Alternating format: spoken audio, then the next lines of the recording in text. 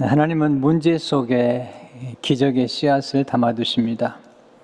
하나님은 문제를 통해서 기적을 창조하시는 것을 보게 됩니다. 천국의 원리 중에 역설의 원리입니다.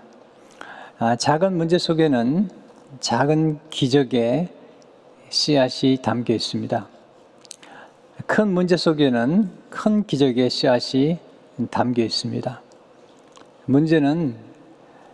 문제가 없으면 기적도 없습니다.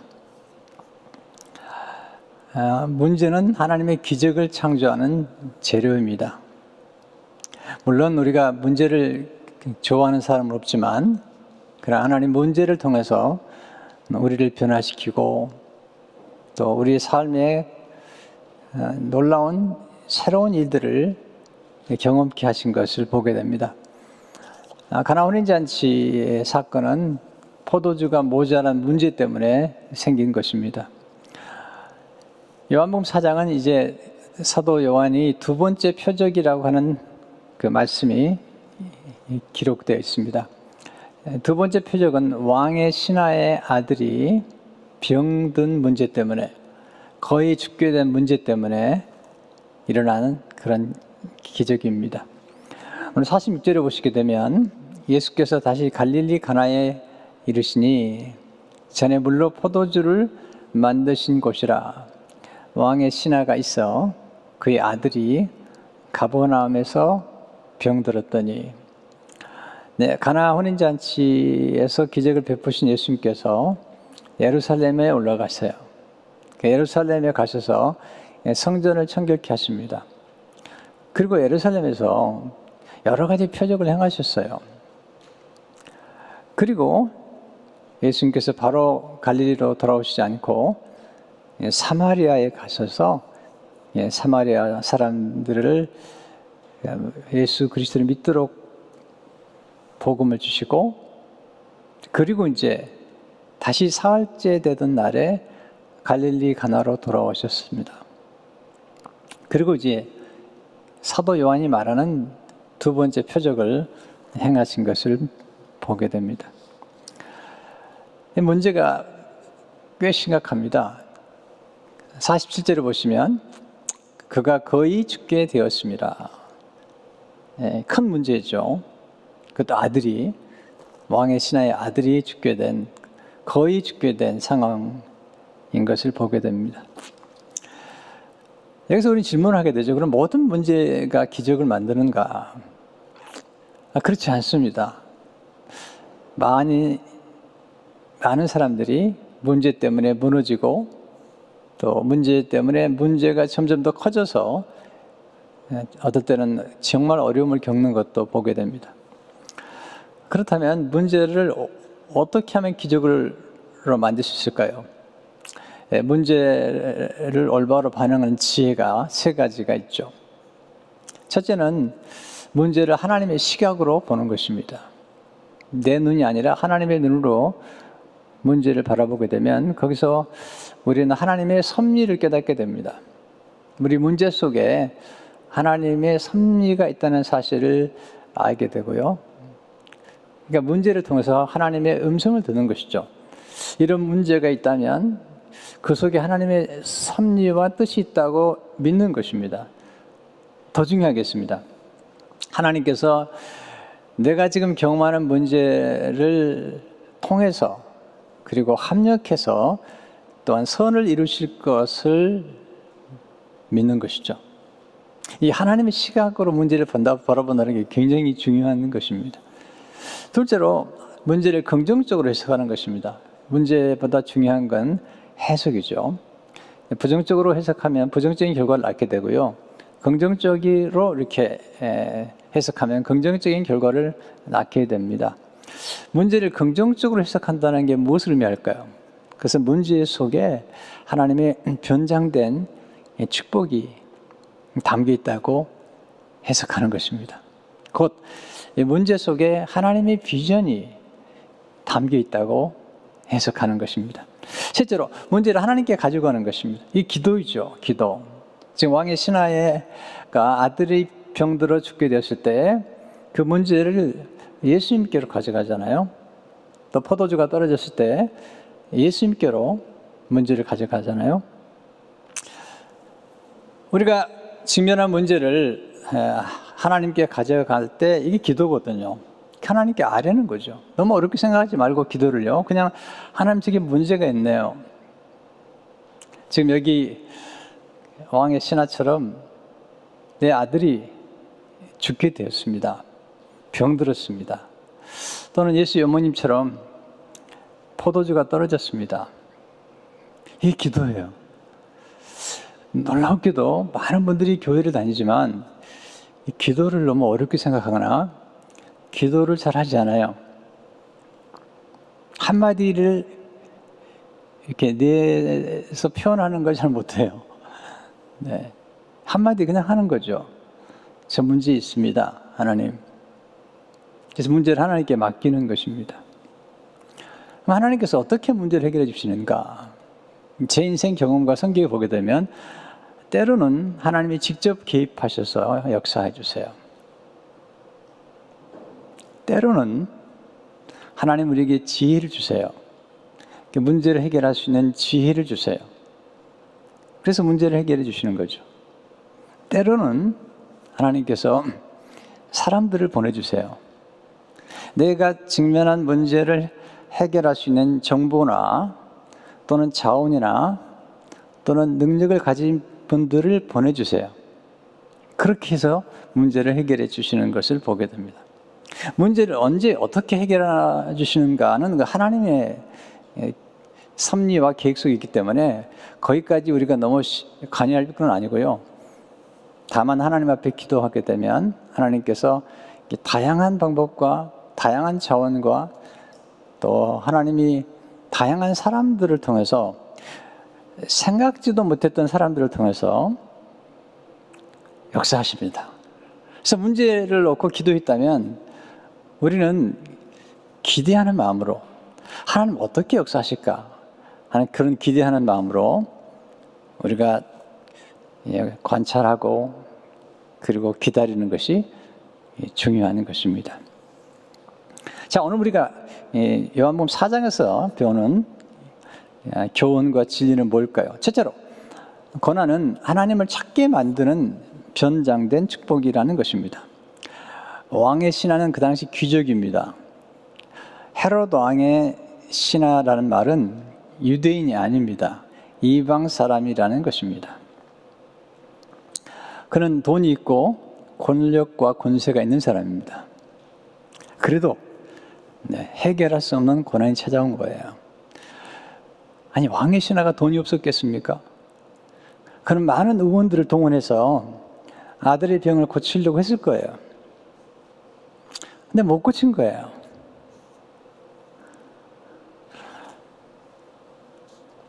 그런 까닭에 지금 예수님께 찾아온 거거든요.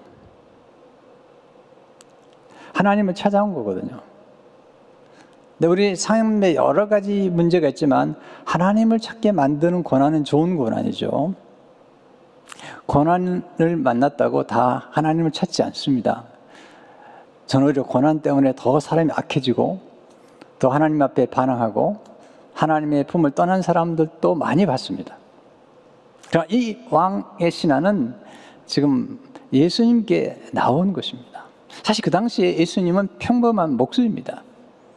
예수님께 나와서 지금 왕의 신하가 문제를 예수님께 지금 알려드리는 것입니다.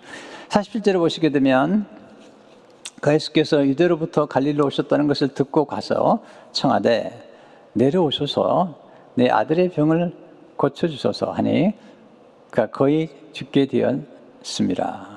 예수님을 찾아갔어요. 이 가버나움에서 이 가나까지는 한 32km, 보통 20에서 30마일 정도라고 얘기를 해요.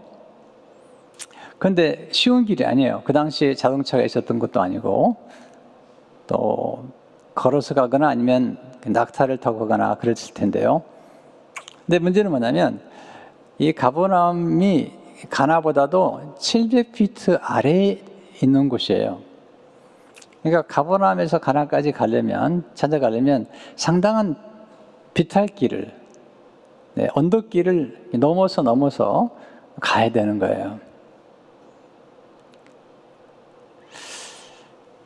우리가 지금 여러 교통수단이 있기 때문에 이 거리적인 강박이 없지만, 저 어릴 적만 해도 제 고향에서 완행열차를 타고 서울까지 가는데 13시간이 걸렸습니다. 지금은 서울에서 부산까지 시간 따져보면 굉장히 빨리 가서 하루에 갔다 하루에 돌아온 그런 집회 경험도 있어요. 그렇지만 제 어릴 적만 해도 이렇게 가까이 있는 지역들마다 굉장히 멀게 느껴진 것처럼 가버나움에서 가나까지도 그 당시에는 꽤 멀게 느껴질 수 있는 그런 거리인 것입니다. 그 거리를 지금 멀다 하지 않고 찾아온 것입니다. 고난이 그렇게 항상 좋은 건 아닌데요. 고난이 주는 유익 중 하나는 우리를 겸손하게 하는 것이죠. 제가 살아보니까 우리로 하여금 하나님을 찾게 만들고 우리를 겸손하게 만드는 건 다 좋은 것 같아요. 사람이 다 좀 교만하잖아요. 교만하면 눈이 어두워지고, 그리고 자기 주제를 모르고 좀 까불게 되죠. 그거 좋지 않습니다. 네. 그러나 우리가 겸손하게 되면 하나님을 찾게 되고 눈이 밝아져서 자기를 알게 되죠. 그렇기 때문에 고난이 우리에게 찾아왔을 때 그 고난을 통해서 우리가 하나님을 만날 수 있고 찾아갈 수 있다는 것은 정말 좋은 것입니다. 우리는 하나님의 기적을 바라지만 그냥 앉아서 기적을 바라면 안 됩니다. 찾아가야 됩니다. 움직여야 됩니다. 네, 하나님이 기적을 행해 주시지만 우리가 할 일을 해야 됩니다. 나만 장군이 나병이 들었습니다. 그때 그 주모의 그 여종이죠. 엘리사한테 가면 나을 겁니다. 그 말을 들은 나만 장군과 나만 장군의 아내가 한번 가보자고. 그래서 간 겁니다. 아람 장군이면 굉장한 권위를 가질 뿐 아니라 왕의 친필을 가지고 간 거죠. 움직였던 겁니다. 자, 여기서 우리가 늘 배우는 교훈이 있다면 뭐냐면, 우리가 어떤 하나님의 기적을 경험하고 하나님의 역사를 경험할 때 우리가 쟁취하거나 획득할 수 있는 건 아니지만 우리가 할 수 있는 게 뭔가를 생각해 보는 거죠. 왕의 신하의 아들이 찾아간 거잖아요. 움직인 거잖아요. 노력한 거잖아요. 거기에 하나님의 어떤 역사가 있는 거거든요. 가만히 앉으면 안 되죠. 저희 가족 중에 한 가족이 너무 자세하게 얘기하는 걸 싫어해가지고 저희 가족 얘기를 직장을 다니다가 그냥 그만뒀어요. 그리고 나서 직장을 찾는데 쉽지 않아요. 한 6개월, 거의 1년 동안을 굉장히 노력을 많이 하더라고요. 나중에 직장이 됐고 지금은 더 좋은 직장에 지금 들어가 있지만, 이제 직장이 되기 전까지는 일치하게 하지 않았어요. 부담되기 때문에 기도만 하고 격려만 했는데, 직장이 나중에 된 다음에 제가 얘기를 했죠. 이력서를 좀 많이 보내보지 그랬냐고. 그랬더니 아빠 200통이나 보냈어. 그 얘기 듣고요, 참 잘했다. 그렇게 하지. 200통을 보냈대. 수많은 인터뷰를 했대. 그리고 나서는 근데 그 다음 갈 때를 보면 정말 많은 지혜가 생겼어요. 그 과정을 통해서. 우리 뭔가 한번 시도해보고 안 되면 그냥 포기할 때가 많잖아요. 지금 이 왕의 신하가 자기 아들의 병을 고치기 위해서 지금 찾아간 것이잖아요.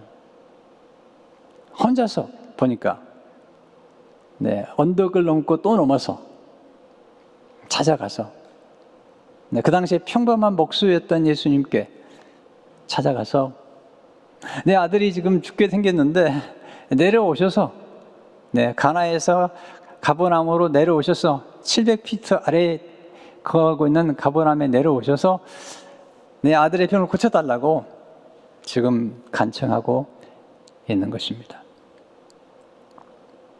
고난이 예수님을 찾게 만든 거죠.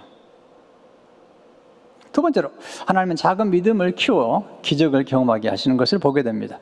우리가 왕의 신하의 믿음에 감탄하죠. 왜냐하면 예수님께서 내 아들이 살아있다라고 이렇게 말씀할 때 그 말씀을 그대로 믿었거든요. 그리고 집에 갈 때 서두르지도 않아요. 아마 가나까지 왔으니까 일 좀 보고 하룻밤 자고 내려간 것 같아요. 급히 내려가면 하루끼리 내려갈 수 있는데 나중에 하인들을 만나가지고 물어보니까 어제란 표현을 썼거든요. 바로 내려갈 수 있는데 굉장한 믿음이죠. 그럼 처음부터 그런 믿음이 있었는가? 이 과정에 보면요, 이 왕의 신하의 아들의 믿음이 점점 자라고 그 믿음의 불꽃이 점점점 커지는 걸 보게 되죠. 어떻게 믿음이 자랄까요? 이 과정을 아는 게 중요하죠. 첫째로 예수님으로 난 믿음의 시작은 겨자씨와 같습니다.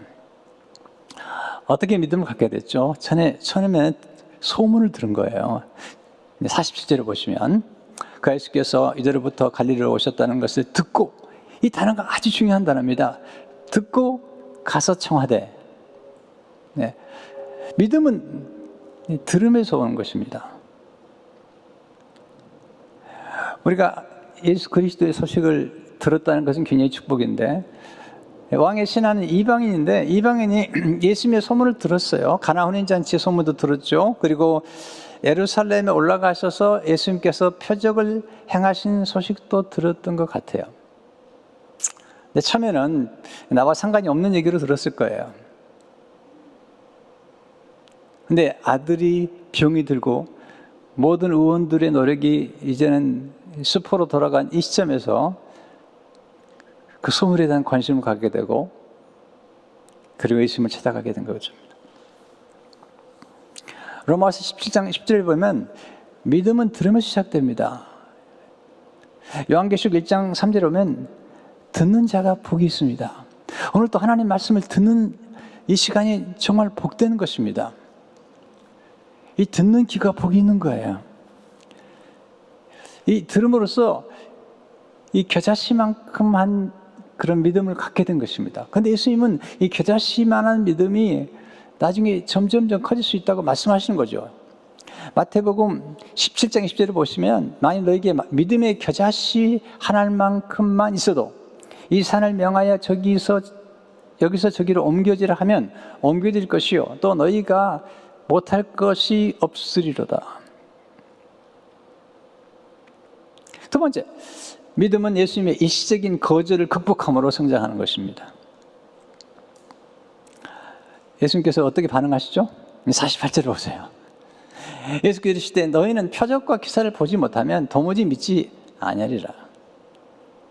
지금 예수님께서 지금 이 왕의 신하에게만 얘기한 게 아니고 갈릴리 사람들 가운데 예루살렘에 올라갔다가 예수님께서 행하신 표적을 보고 지금 돌아온 사람들이 예수님께서 사마리아를 거쳐서 갈릴리로 돌아왔을 때 그를 환영한 거죠. 근데 예수님을 환영했는데 왜 환영했냐는 거예요. 예수님을 믿어서 환영했는 것인가 아니면 표적을 본 것인가? 예수님께서 말씀하시는 거죠. 너희가 지금 나를 믿는 것이 아니라 표적과 기사를 찾는구나. 그렇게 책망하시는 거죠. 그러니까 이 왕의 신하도 이 예수님의 책망 속에 같이 들어가 있는 거죠. 예수님 원하시는 것은 예수님을 믿고 기적을 경험하는 걸 원하는데 이 사람들은 일단 기적을 보겠다는 거예요. 예수님께서 책망하시는 것을 보게 됩니다. 자, 그러면 기적을 보는 게 잘못된 것인가? 아닙니다. 네. 요한복음 2장에 보게 되면 많은 사람들이 예수님이 행하신 표적을 보고 표적을 보고 믿었다고 그랬어요. 성경은 특별히 요한복음은 보는 것과 믿는 것을 아주 중요하게 생각해요. 보는 걸 무시해서는 안 되죠. 근데 무엇을 보느냐가 중요한 거죠. 요한복음 1장 14절을 보세요. 말씀이 육신이 되어 우리 가운데 거하심 우리가 그의 영광을 보니 아버지의 독생자의 영광이 은혜와 진리가 충만하더라. 예수님의 제자들이 예수님의 영광을 보았습니다. 또 세례 요한이 예수님을 보고 제자들에게 요한복음 1장 19절에서 이렇게 말하죠. 보라, 세상 죄를 지고 가는 어린 양을 보라. 이 보는 거 중요한 것이죠. 세례 요한의 제자들이 예수님을 찾아가죠. 어디 계십니까? 예수님께서 요한복음 1장 39절에서 와서 보라. Come and see. 보라는 것입니다.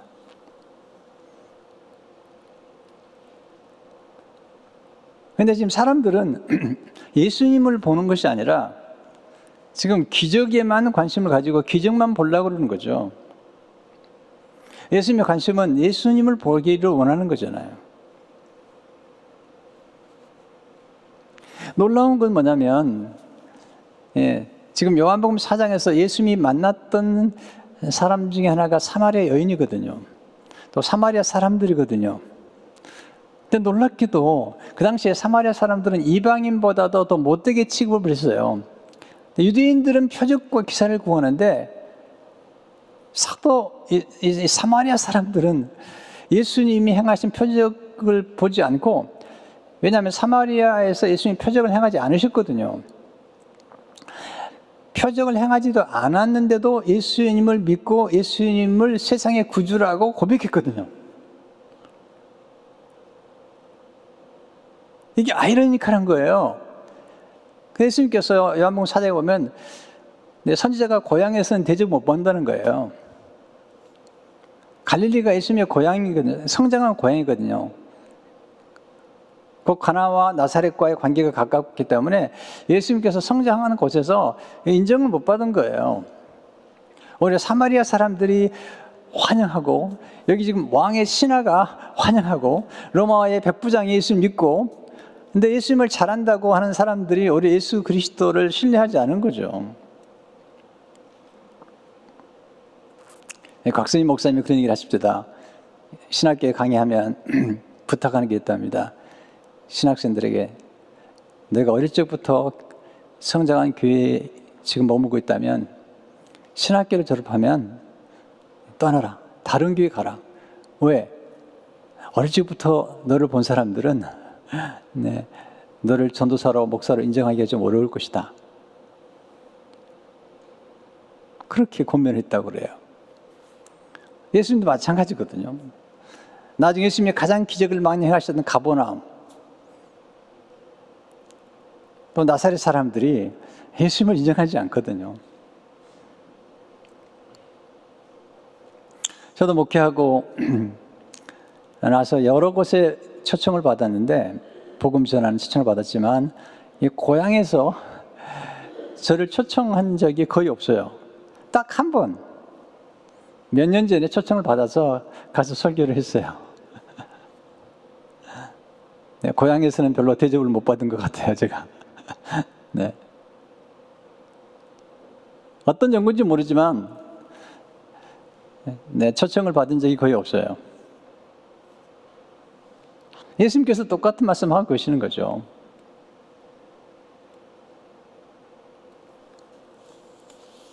믿음이 성장한다는 것은 뭘까요? 표적을 보고 예수를 믿는 것이 아니라 예수님의 말씀을 믿고 그리고 표적을 경험하는 것이죠. 자, 세 번째, 믿음은 반복해서 간구함으로 성장하는 것입니다. 예수님이 거절하셨잖아요. 마치 거절처럼 느껴지잖아요. 또 마리아가 예수님께 포도주가 떨어졌다고 말씀할 때 마치 거절처럼 느껴지잖아요. 여자여 나와 무슨 상관이 있습니까? 아직 내 때가 이르지 않았습니다. 이렇게 말씀하신 그 뉘앙스는 마치 거절하는 것처럼 보이는데 예수님의 어머니 마리아가 그걸 거절로 받아들이지 않고 하인들에게 예수님이 시키는 대로 하라고 그렇게 부탁하거든요. 지금 왕의 신하가 예수님이 하시는 말씀에 약간 거절투지가 나요. 거절투. 근데 거기 물러서지 않습니다. 다시 강구하죠. 49절을 보시면 신하가 이르되 주여 내 아이가 죽기 전에 내려오셔서. 네, 한번 어떤 거절을 당했을 때 그 거절에 그냥 쉽게 물러서지 말고 한 번 더 찾아가고 한 번 더 기도하고 다시 기도하는 것, 이게 좀 놀라운 믿음이라는 생각이 들어요. 히브리서 10장 38절 39절에 보면 믿음이란 뒤로 물러서지 않는다는 것입니다. 그래서 우리가 믿음이 성장하려고 할 때 한 번 기도가 안 되면 두 번 기도하고, 두 번 기도 안 되면 세 번 기도하고, 엘리야처럼 7번 기도하고 계속 기도하는 거죠. 그걸 기뻐하시는 거잖아요, 지금.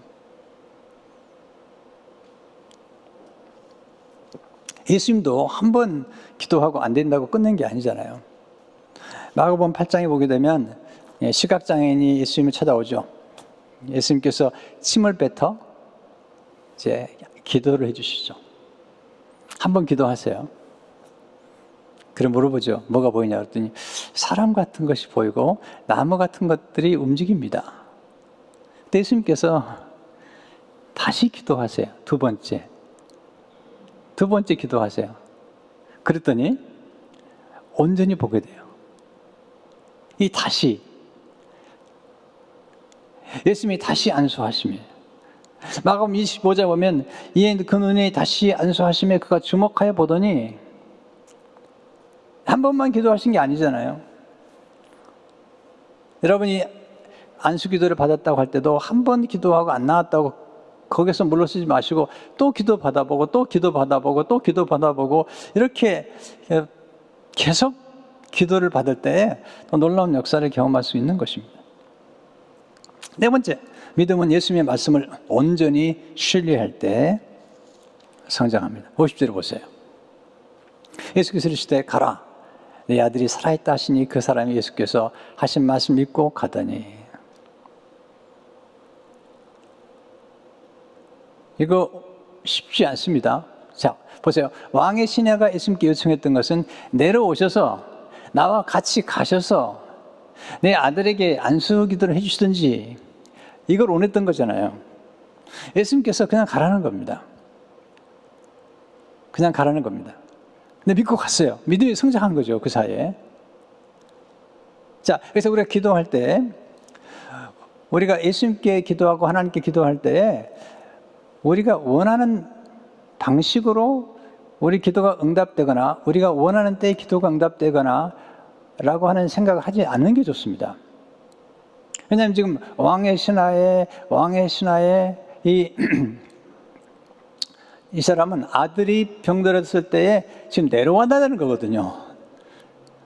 마치 엘리사가 나만전과 만났을 때 여단강에 가서 7번 몸을 담그라는 거죠. 그때 나만이 화를 내죠. 내 생각에는 그가 나와서 내 당처에 손 얹고 그렇게 기도함으로 내가 나을 줄 알았는데 여단강에 들어가라고 못한다고. 그때 종들이 얘기하죠. 아, 주인님, 뭘 부탁한들 못하겠습니까? 네, 한 번만 들어갔다, 7번만 들어갔다 나오십시오. 예수님께서 왕의 신하가 원하는 방식대로 응답하지 않았지만 예수님께서는 그가 필요한 걸 주셨고 그리고 그를 응답하신 것을 보게 됩니다. 기도하세요. 그러나 하나님이 응답하는 방식과 응답하는 때는 그건 하나님이 정하시는 겁니다. 내려가죠. 내려가다가 이제 하인들을 만나겠죠. 51절을 보시면 내려가는 길에서 그 종들이 오다가 만나서 아이가 살아있다 하거늘. 종들이 나오죠. 52절에 물어보죠. 그 낫기 시작한 때를 물은즉 어제 7시에 열기가 떨어졌나이다 하는지라. 물어봤어요. 하인들이 얘기하는 거죠. 나왔습니다, 아들이. 그랬더니 이 왕의 신하가 물어보는 거죠. 언제부터 낫기 시작했는지. 7시에. 7시면 지금으로 말하면 오후 1시입니다. 예수님이 말씀하신 바로 그 시간이에요. 이 말씀의 능력이죠. 왕의 신하가 아들이 언제 낳았냐고 물어본 것은 불신앙이 아닙니다. 요한에서는 이렇게 말합니다. 하나님의 일에 대해 보다 정확하게 고찰해 볼수록 보다 많이 믿음이 증가한다. 하나님의 일에 대해 보다 정확하게 고찰해 볼수록 보다 많이 믿음이 성장한다.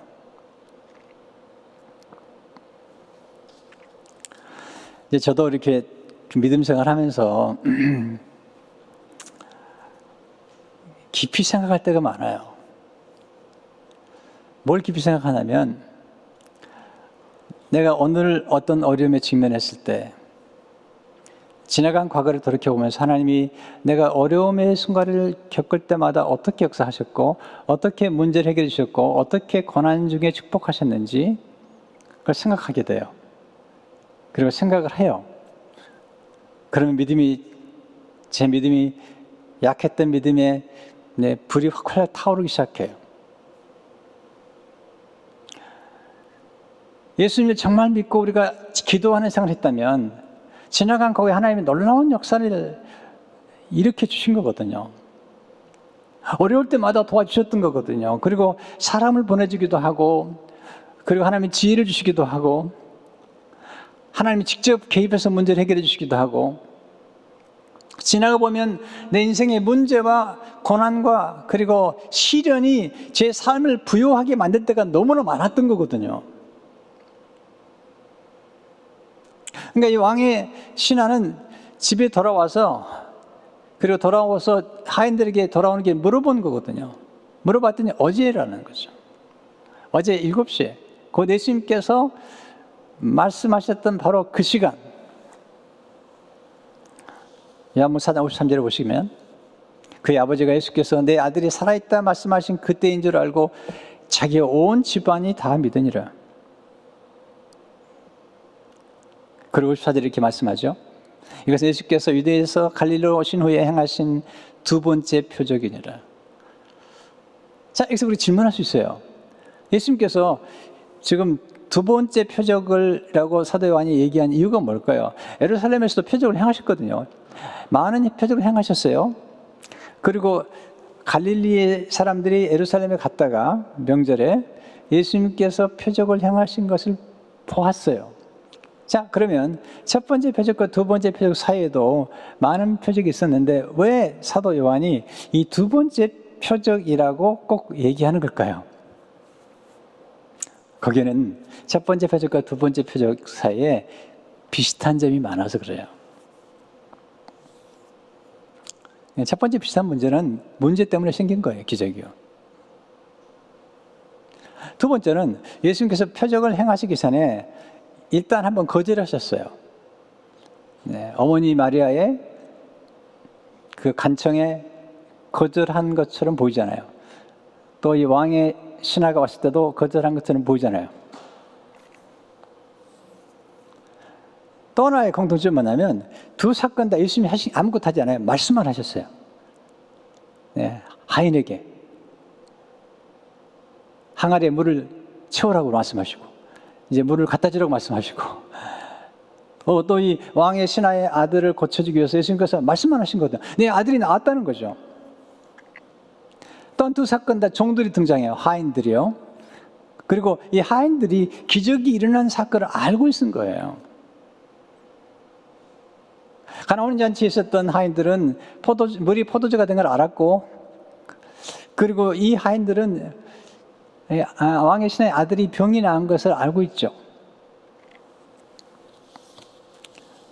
그리고 더 중요한 게 있죠. 마지막에 가면 꼭 믿는 사람들이 있어요. 믿었더라. 네. 지금 왕의 신하의 온 가족이 믿었어요. 네. 가나온 잔치에서는 제자들이 믿었고요. 그러니까 지금 우리가 요한복음 지금 계속 공부하는데요. 요한복음의 표적 7가지를 공부할 때 계속해서 등장하는 게 있는데, 첫째는 표적이에요. 두 번째는 믿음이에요. 표적이 있고 믿음이 있고, 그리고 세 번째, 네, 거기에 믿는 사람이 생겼어요. 이 세 가지가 계속 반복가 되죠. 근데 세 번째가 뭐냐면 생명이 주어집니다. 생명이 주어집니다. 특별히 지금 이제 4장에서 주어지는 것은 뭐냐면 표적이 있고 믿음이 있고, 세 번째 생명이 주어집니다. 자, 요한복음 5장에서도 우리가 경험할 수 있는 것은 이제 38년 된 병자가 일어나는 거거든요. 일어나 걸어가라. 이게 일어난다는 것이 부활과 똑같은 그런 표현이에요. 이게 일정한 패턴이 있는 거죠. 그렇게 함으로써 지금 사도 요한이 놀랍게 말씀을 전개하고 있는 것을 보게 됩니다. 자, 세 번째, 하나님은 말씀을 통해서 놀라운 기적을 일으키셨다는 것입니다. 특별히 생겨 보게 되면 이방인으로서 예수님께 나와가지고 믿음을 보여줬던 사람이 나타나는데, 한 사람은 백부장이죠. 마태복음 8장에는 백부장인데, 그 백부장은 또 놀라워요. 예수님 오지도 마십시오. 말씀만 하십시오. 예수님께서 내가 가서 고쳐주리라. 백부장이 하인이 병들었는데 내가 가서 고쳐주리라. 예수님께서 오지도 마십시오. 말씀만 하십시오. 근데 이 왕의 신하는 예수님 내려와서 고쳐달라고 그랬을 때 예수님께서 내려가지 않으시고 그냥 말씀으로만 고쳐주신 거거든요. 이 말씀이 놀라운 말씀이에요. 하나님의 말씀은 살아 움직이기 때문에 지금 역사하고 있는 거거든요. 시편 107편 20절을 보게 되면 그가 그의 말씀을 보내어 그들을 고치시고 위험한 지경에서 건지시는 데다. 이 말씀이 살아 움직이는 거예요. 말씀이 나가서 역사하는 거예요. 제가 지금 말씀을 전하고 있는데 이 전하고 있는 이 순간에도 이 말씀을 듣는 분들이 지금 움직이는 거예요. 영혼이 움직이고 마음이 움직이고 믿음이 움직이는 거거든요. 또 병이 낫기도 하고요. 시간과 공간을 초월해가지고 역사하시는 거예요. 예수님이 직접 가지 않으셔도 놀라운 역사가 나타나기도 하고 하나님 증거가 나타난 거죠. 예수님은 말씀이십니다. 말씀이신 예수님이 육신이 되신 것입니다. 예수님의 말씀을 믿는 것이 예수님을 믿는 것입니다. 예수님의 말씀과 동행하는 것이 예수님과 동행하는 것입니다. 예수님의 말씀은 인격입니다. 또한 능력입니다. 예수님의 말씀은 시간과 공간을 초월한 능력입니다. 말씀은 단순한 정보가 아니에요. 살아 역사하시는 능력이고 생명인 것입니다. 창조의 능력입니다. 살리는 능력입니다. 고치는 능력입니다. 일으키는 능력입니다. 이 놀라운 능력인 것입니다.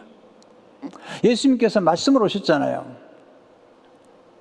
때문에 우리가 예수님의 말씀과 동행하면 곧 예수님과 동행하는 것이고, 우리 안에 말씀이 충만하면 곧 내 성령 충만과 그리스도 충만으로 나타나는 것입니다. 그래서 말씀이 중요한 것입니다. 예수님께서 말씀으로 기적을 일으키신 거예요. 이 말씀 속에 하나님의 지혜와 하나님의 생명과 하나님의 권능과 하나님의 놀라운 계획과 뜻이 다 담겨 있는 것이죠. 예수님은 생명을 주시는 세상의 구주이십니다. 예수님 가나온 잔치에서 포도주를 만드셨죠. 예수님 창조의 하나님이십니다. 요한복음 4장에서 왕의 신하의 아들의 병을 고치기 전까지 첫 번째 가나온 잔치에서 두 번째 표적을 일으키시는 그 사이에 놀라운 일들이 생겼어요. 네, 2장에서 성전을 성결케 하시죠. 예수님이 성전의 힘을 보여주시죠. 3장에 가면 니고데모가 예수님 찾아와요. 그리고 니고데모에게 거듭남의 비밀을 말씀하세요. 그리고 예수님께서 그 거듭남의 비밀을 어떻게 거듭날 수 있는지를 말씀하시면서 요한복음 3장 16절을 말씀하세요. 하나님이 세상을처럼 사랑하사 독생자를 주셨으니 이는 그를 믿는 자마다 멸망하지 않고 영생을 얻게 하려 하심이라. 이제 그리고 사장에 가죠. 사장에 사마리아 여인을 만나죠. 생명수를 말씀하시죠. 그리고 사마리아 여인이 동네 사람들을 전도해가지고 예수님을 만나는데 동네 사람들이 놀라운 고백을 해요. 요한복음 4장 42절을 보게 되면 이는 우리가 친히 듣고 그가 참으로 세상의 구주신 줄을 알미라 했더라. 예수님의 말씀 듣고 기적 보지 않았어요. 예수님이 세상의 구주라는 사실을 얘기하고 있는 거죠. 자, 그러니까 지금 요한복음은 전도의 책입니다. 요한복음은 선교의 책입니다. 왜냐하면 지금 사마리아 사람들을 구원하고 또 왕의 신하 곧 헤롯의 신하 곧 이방 사람을 지금 구원한 구원의 사건 그리고 선교의 사건이 지금 나타나고 있는 것입니다.